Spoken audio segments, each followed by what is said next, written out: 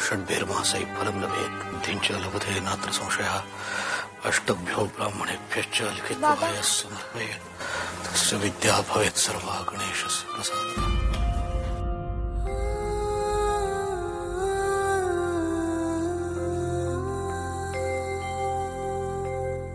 हे गणपति बाप्पा, मुझे क्षमा कर। कल आजोबा भी मेरे बाबा पर बहुत नाराज हुए थे। सब मेरे कारण हो रहा है ना? लेकिन क्यों? मैं तो सबका अच्छा ही करती हूँ, फिर भी इतना बुरा हो जाता है। सुख करता दुख हरता तो तुम हो, और मेरा स्वभाव तो जानते ही हो ना। अगर मुझसे कोई गलती हो गई हो तो दंड मुझे दो, मेरे बाबा को क्यों दे रहे हो? देखा ना कितना उदास होकर चले गए। देखो, अगर हमारे बाबा के मन को जरा भी ठेस पहुंची ना तो हम गणेश चतुर्थी का व्रत तो अवश्य रखेंगे, लेकिन भोजन कर लेंगे। हाँ, सुन लिया ना? अब हम चलते हैं।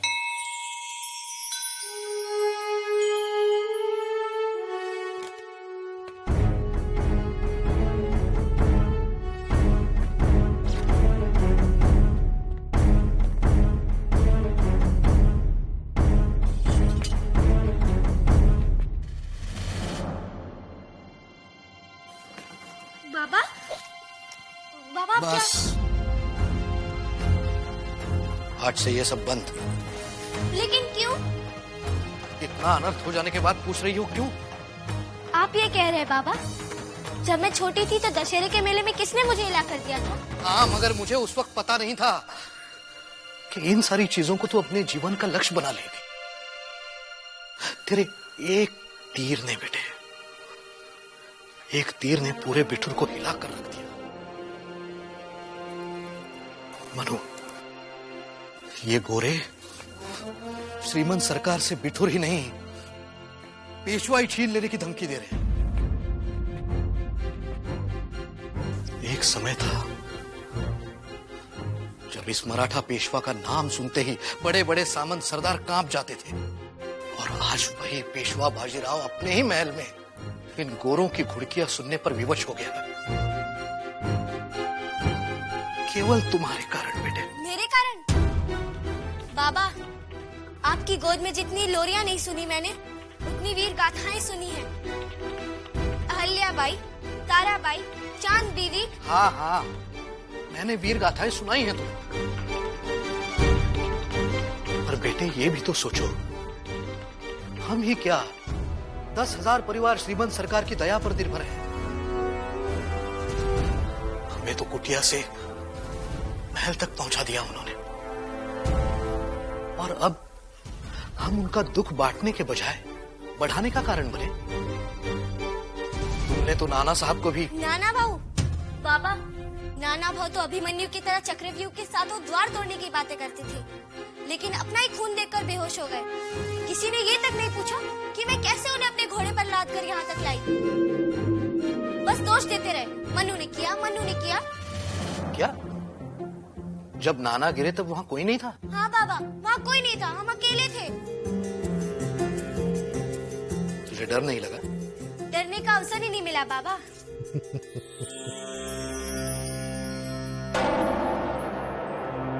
भाऊ साहब, अखाड़े से मंगल आया है। मनुबाई को तात्या गुरु ने बुलाया है। बाबा, मैं जाऊं? नहीं। लेकिन बाबा, आज तात्या गुरु ने हमें दुधारी सिखाने का वचन दिया है। जाकर उनसे कह दो, आज से मनु अखाड़े में नहीं आएगी। जी। नहीं नहीं, क्या बाबा? मनु बेटे, यहाँ सब तुम्हारे आचरण के विरुद्ध है। श्रीमंत सरकार भी उनकी आज्ञा के अनुसार अब तुम्हें लड़कियों की तरह ही रहना होगा।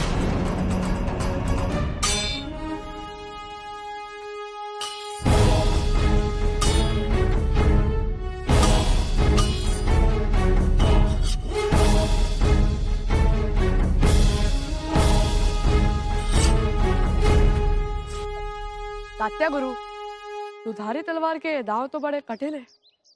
राव साहब, यही अंतर है आप में और मनु में।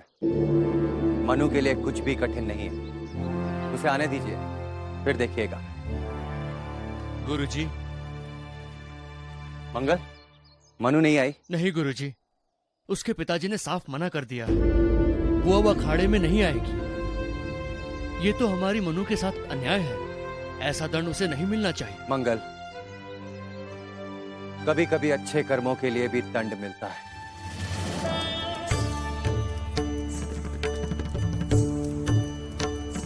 अरे जल्दी करो, तुलादान में देरी हो रही है। नाना साहेब स्वस्थ हो गए हैं। जाऊबाई की प्रार्थना देवा ने स्वीकार की है। अगर जरा जल्दी चलना।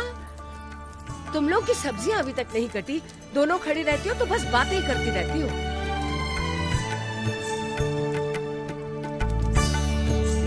बहनी साहब,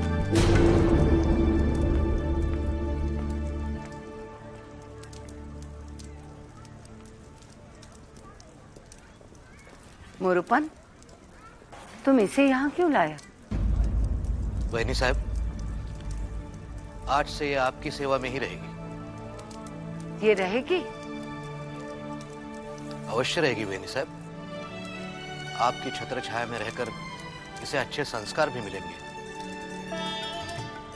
और जब ब्याह कर अपने घर जाएगी तब अपने कुल की मान प्रतिष्ठा बढ़ाएगी। मैं भी तो यही चाहती थी। मन्नू, इधर आओ बेटी।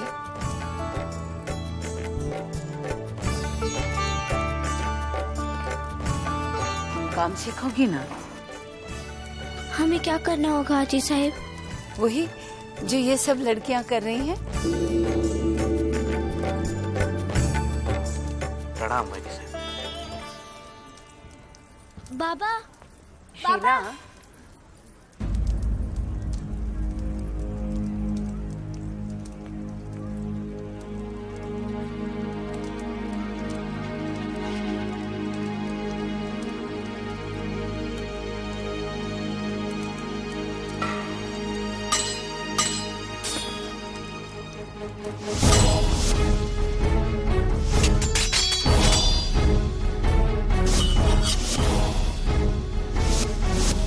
देवा रे देवा, इतनी जल्दी पूरियां तलनी शुरू कर दी। ब्राह्मण तक पहुंचते पहुंचते तो ठंडी हो जाएगी। अरे तू यहाँ क्या खड़ी है? अब मैं क्या? जाओ जाकर सब्जी कटवाओ। क्या कहा तूने? आजी साहब, मैं तो बस सब्जी कटवाने। तू जाके सब्जी काट। ये दासी नहीं है।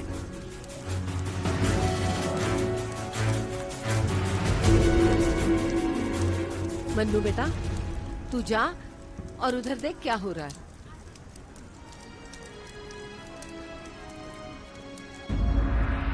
तुमने तो अपनी आंखों से देखा मोरोपंत, विल्सन किस तरह अपमानित कर रहा था। हाँ श्रीमत सरकार, देख क्या रहा था, अंदर ही अंदर घुट रहा। परंतु श्रीमत सरकार, सेवक ने आपकी भव्यता का वो दृश्य भी देखा है जब यही धूर्त गोरे आपके दरबार में घुटने टेक कर गिड़गिड़ाने को अपना सौभाग्य समझते थे। वो समय हमारा था मोरोपंत, अब इनका है। देखो, नित्य नया कानून। अब हम वेद शास्त्रों के अनुसार किसी को गोद भी नहीं ले सकते, सब कुछ छीन ले रहे हैं। इन्हें तो सिर्फ बहाना चाहिए। श्रीमान सरकार, ऐसी विकट स्थिति में मनु के कारण और एक बहाना मिल गया। जो हुआ सो हुआ मोरोपंत। देवा से प्रार्थना करो कि विल्सन ये बात आगे न बढ़ाए। प्रार्थना तो यही है श्रीमंत। श्रीमन सरकार, मुहूर्त का समय हो चुका है। राजपुरोहित आपकी प्रतीक्षा कर रहे हैं। चलो मोरोपंत, हमारा नाना स्वस्थ हो गया।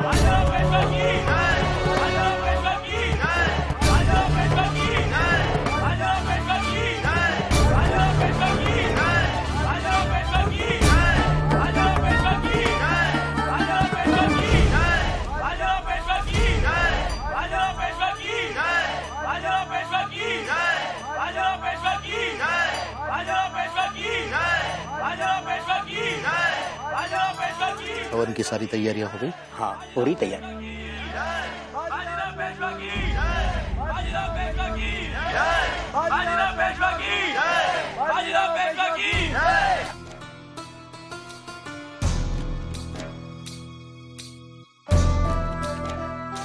श्रीमंत साहब, हमारी मनु बिटिया कहीं दिखाई नहीं दे रही।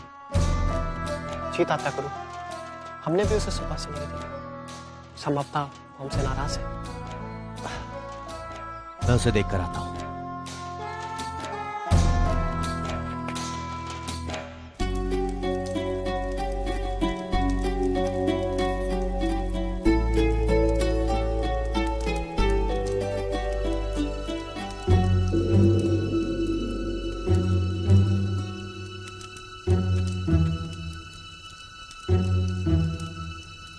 महाराज, इमरतियां कब तक उतरेंगी? ब्राह्मणों की पंक्तियां सज चुकी है।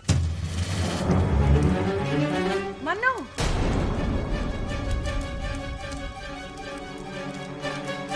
कहाँ जा रही हो? तुम कहीं नहीं जाओगी। लेकिन आजी साहब, इंदु प्राची और सारी लड़कियां तो समारोह में गई, केवल हमें छोड़ के। क्योंकि वो सब समझती हैं कि वो लड़कियां हैं, और तुझे अब समझना है कि तू लड़की है।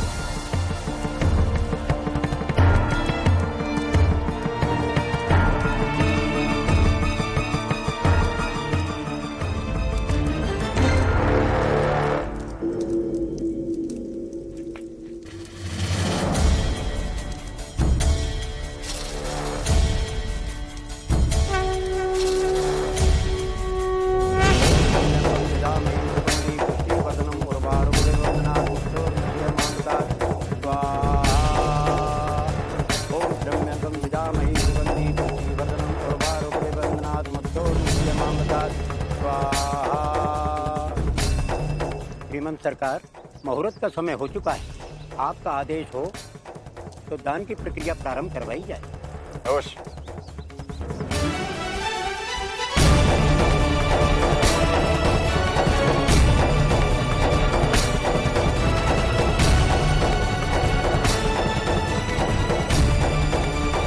रुक जाइए राजपुरोहित जी।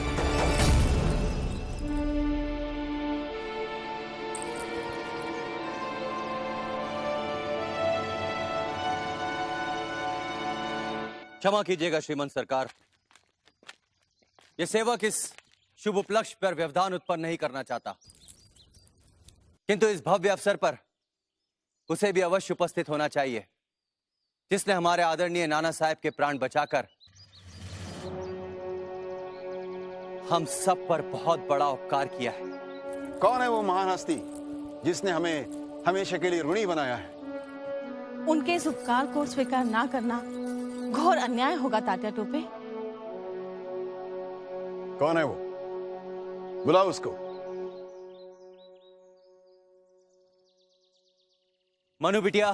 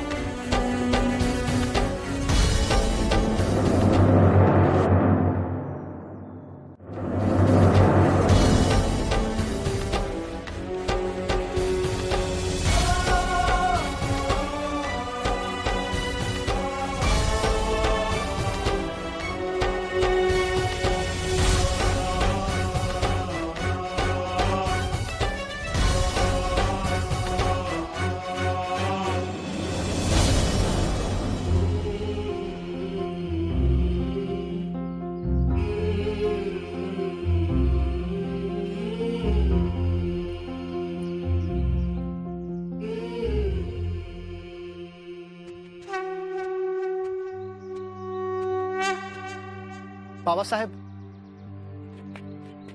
अगर आज मनु ना होती तो ये समारोह ना होता।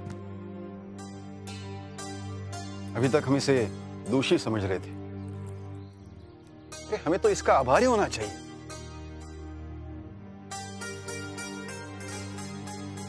आओ छबीली, अपने अजूबा के पास नहीं आओगी? क्या मन?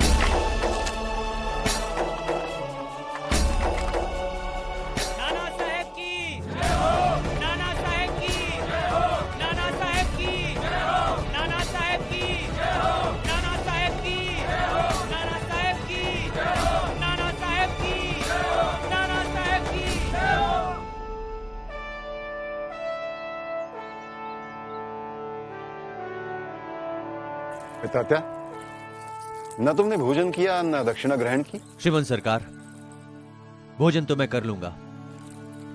यदि दक्षिणा के रूप में कुछ और मिल जाता तो। मांगो तात्या, मांगो। श्रीमंत सरकार, हमारे मनु के बिना अखाड़ा सूना है। मनु को फिर से अखाड़े में आने की अनुमति दी जाए। मनु है तो ब्राह्मण की बेटी, लेकिन इसमें सारे गुण क्षत्राणियों वाले हैं, क्योंकि मनु जैसी शिष्या ही हमारी सबसे बड़ी दक्षिणा होगी।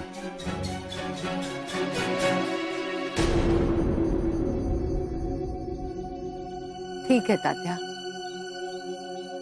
परंतु विनी सर, दक्षिणा का मान रख लीजिए।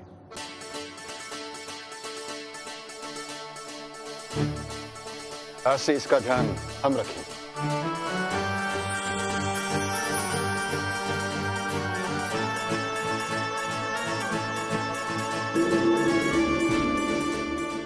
आपका बहुत बहुत धन्यवाद।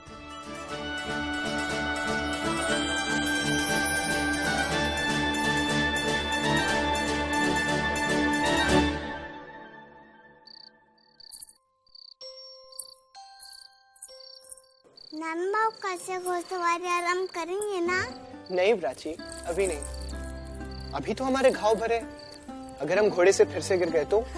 नाना भाऊ, आपके चित्रकूट को अभी तक ये नहीं पता कि आप उसके मालिक हो। हमारे पवन की तरह अगर आप भी उसे मान सम्मान देंगे, फिर वो आपको कभी नहीं गिराएगा। घोड़े का मान सम्मान तुम रखो। हमारे नाना भाऊ के लिए एक चित्रकूट तो क्या, सैकड़ों आ जाएंगे। ये बिठूर के होने वाले पेशवा हैं, श्रीमंत सरकार। हाँ, बड़ा है पेशवा नाना, सब ढूंढूपन। एक घोड़ा तो संभाल नहीं सके, राजपाट क्या संभालेंगे? सही कहा प्राची ने।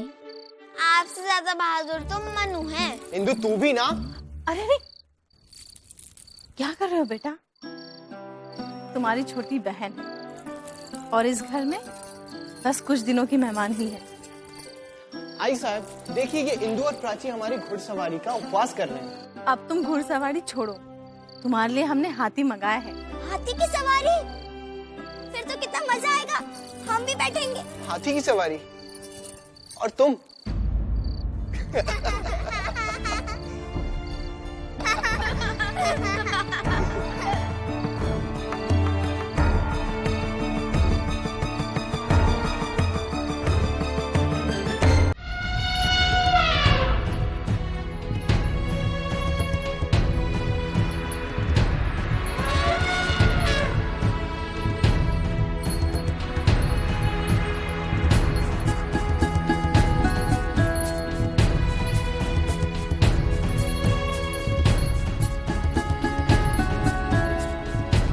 मनु,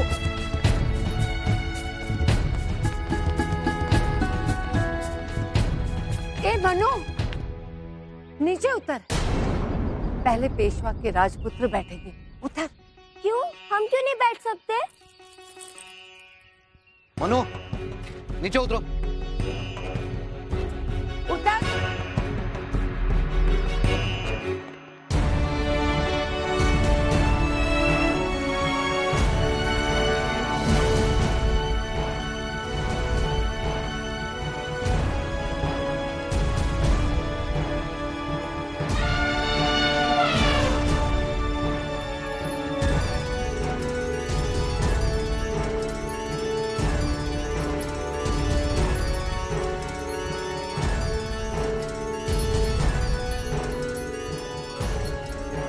नाना भाऊ, हमें नहीं बैठाओगे? नाना भाऊ! पापा, रोको उन्हें!